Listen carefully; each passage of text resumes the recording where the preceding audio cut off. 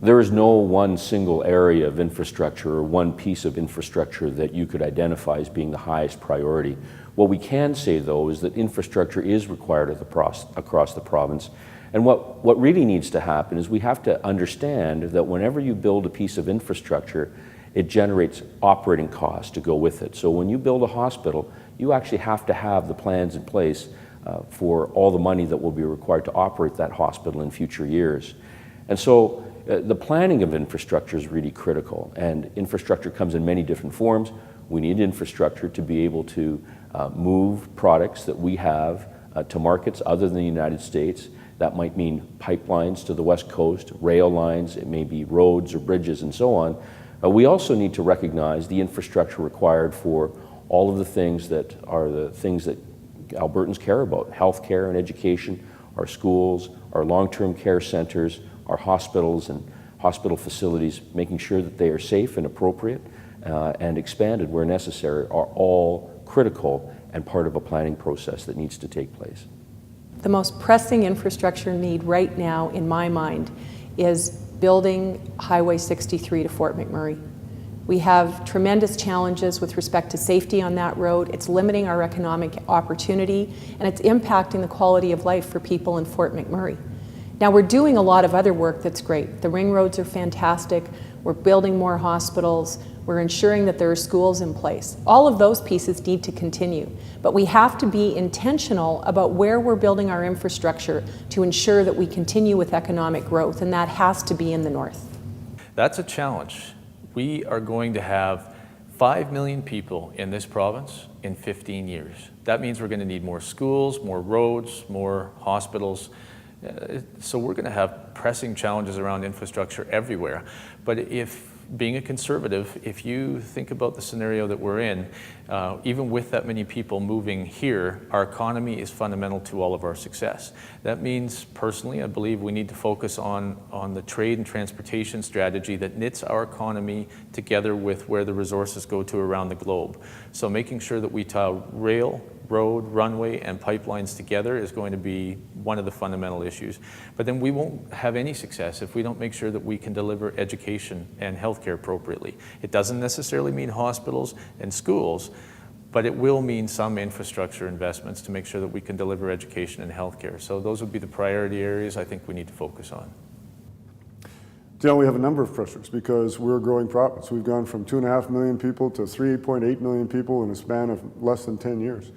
We need to build the schools and the hospitals and the infrastructure to accommodate that growth. So that means roads, that means those infrastructure where people are coming into our province. I would say the most critical point right now is in our school system.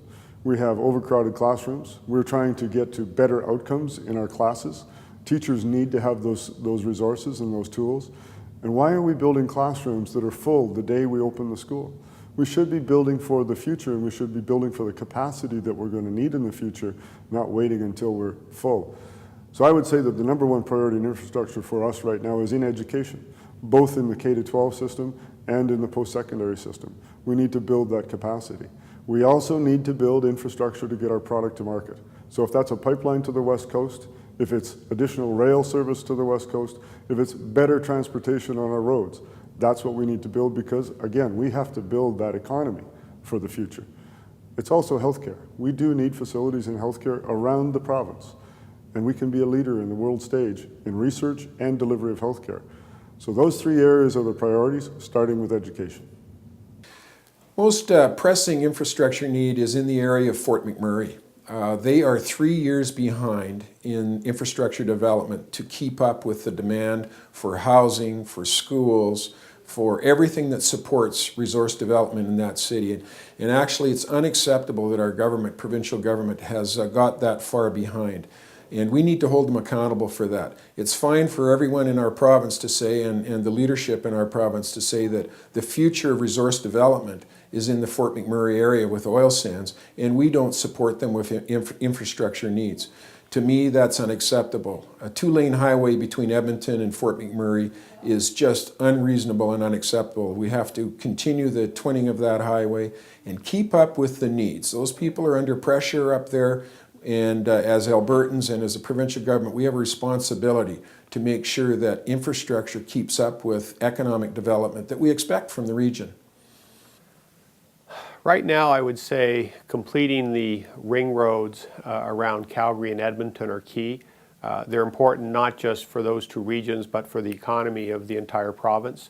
Similarly, completing the twinning of Highway 63 between Edmonton and Fort McMurray is important. Again, not just for the people in the region, but for the entire province. I think a third priority would be, I'm in favor, not in favor, I will definitely go back and repeal Bill 50, the Electrical Statutes Amendment Act, and do an independent assessment of the transmission requirements. I think we can save a lot of money and build a lot fewer towers if we revisit that and start using more natural gas for electrical generation rather than coal.